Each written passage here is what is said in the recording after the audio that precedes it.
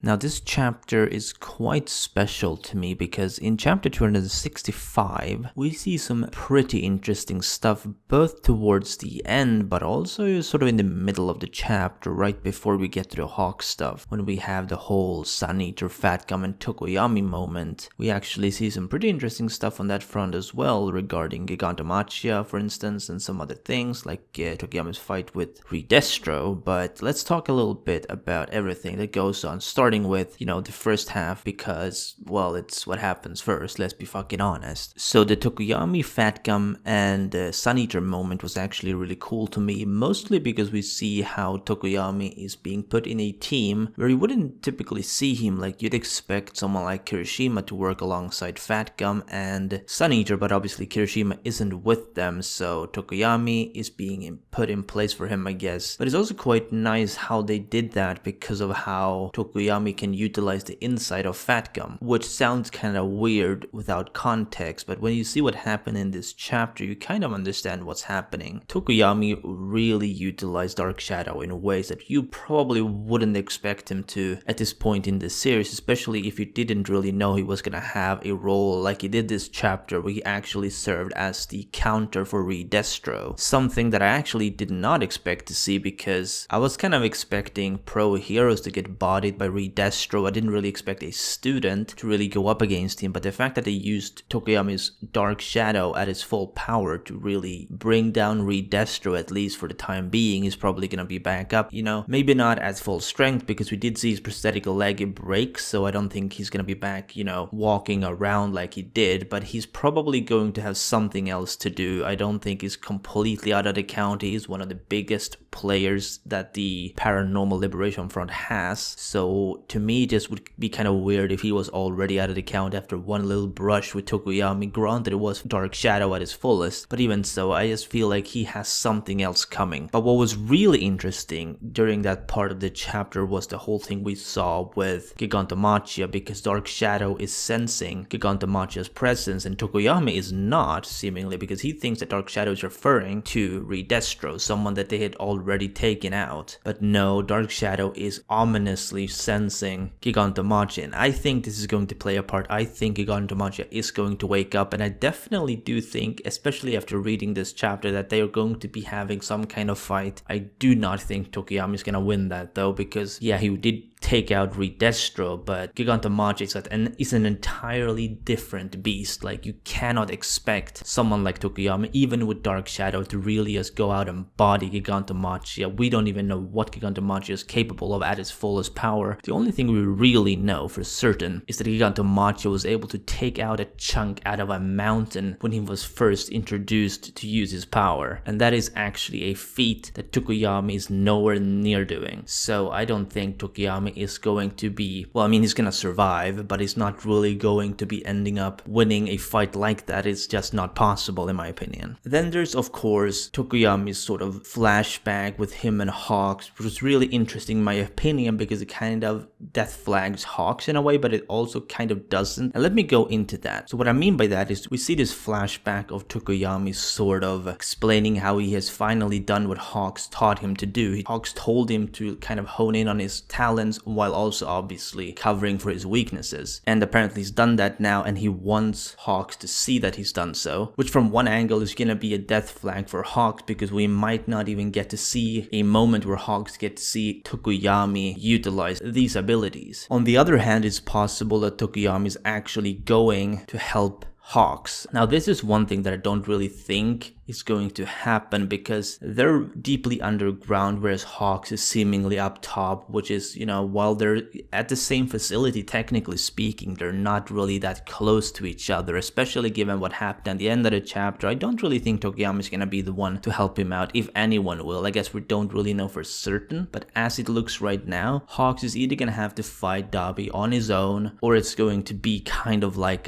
someone else comes in and saves him. I don't really know who that would be Dabi though, to be honest. Like, I really don't, because Endeavor and everyone, they're at an entirely different facility, like 80 kilometers away. They're not saving HAWKS. So who is going to be the one to fight Dabi if it isn't HAWKS himself? I don't really know. I mean, I can tell you right now though, HAWKS is not out of the count. But before I get into Dabi and HAWKS, let's talk about Twice and HAWKS, because that's obviously the center of this chapter in my opinion. Like, this is where things really got deep. As we know, Twice is obviously in a mental crash right now. Like, he is suffering, mentally speaking, on a level that we haven't really seen anyone do in My Hero Academia so far, and it's because of HAWKS' betrayal to him. Now, this is a betrayal that a lot of people saw coming, me included. Like, I was never expecting him to turn villain and actually be on Twice's side, so this is not really something that was unexpected by any means, but it's really interesting to see Twice's reaction to all of this, starting last chapter and even going into this chapter, how we see this actually unfold. Same with HAWKS, really. Like, the way HAWKS is appearing, reacting, and sort of explaining everything to Twice is really cool, and is just one of the many reasons why HAWKS is currently my favorite character in My Hero Academia. Regarding Twice though, I think it is very possible, given what we saw with their fight, that Twice is actually dead. And I'm gonna go into that because I know a lot of people don't want him to die, and I know a lot of people probably don't even think he's dead. But let me explain why I think he might be dead, and it's a very big might, because there's nothing confirming this at this time. I think he is dead simply because of the dialogue between Dabi, Twice, and HAWKS, where HAWKS says he's gonna pass on the message to the rest of the league, and Dabi explains that he will do it. You know, HAWKS will not have to do that, which kind of implies to me that Twice will not be the one to deliver this message, and the only reason I could see him not being the one to deliver that message is if Twice is in fact out for the count, dead. I don't see him being alive after that comment, but it's also the fact that HAWKS' feather went to his skull. Like, you could see that feather actually penetrating his head, which further just kind of strengthens the idea that Twice is actually dead. Now, between Dabi and HAWKS though, what's really interesting about their encounter is obviously that this is going to be a very personal fight.